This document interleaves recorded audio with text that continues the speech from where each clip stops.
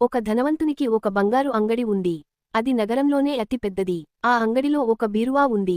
దానిని ఎవరూ పగలగొట్టలేరు, ఎత్తుకుపోలేరు. ధనవంతుడు అంగడిలోని బంగారమంతా ఆ బీరువాలోనే దాచిపెట్టేవాడు. ఆ బీరువా తెరవాలంటే కొన్ని అంకెలు నొక్కాలి.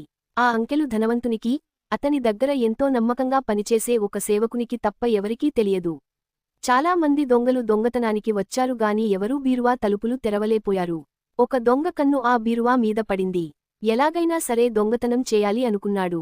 బాగా ఆలోచించాడు. సేవకునికి వల వేశాడు. ఆ అంకెలు చెబితే లోపలున్న బంగారంలో సగం నీకే అన్నాడు. కాని ఆ అంకెలు తెలిసింది. మా ఇద్దరికే కాబట్టి దొంగతనం జరిగిన వెంటనే మా యజమానికి నేను సహకరించానని తెలిసిపోతుంది. పోలీసులకు అప్పజెపుతాడు అన్నాడు సేవకుడు. భయపడకు, మనం ఆ బంగారంతో ఈ ఊరు వదిలి పారిపోదాం. సగం సగం పంచుకొందాం. అప్పుడు నువ్వు సేవకునిలాగా గాక యజమానిలా బతుకవచ్చు అన్నాడు.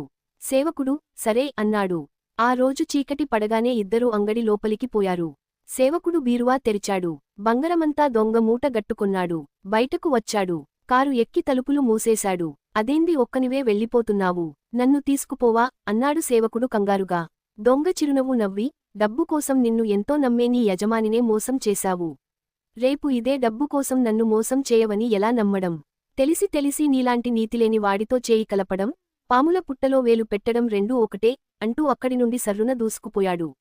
అన్నం పెట్టిన చేతినే మోసం చేయాలనుకున్న ఆ సేవకుడు చివరికి పోలీసుల చేతికి చిక్కి కటకటాల పాలయ్యాడు.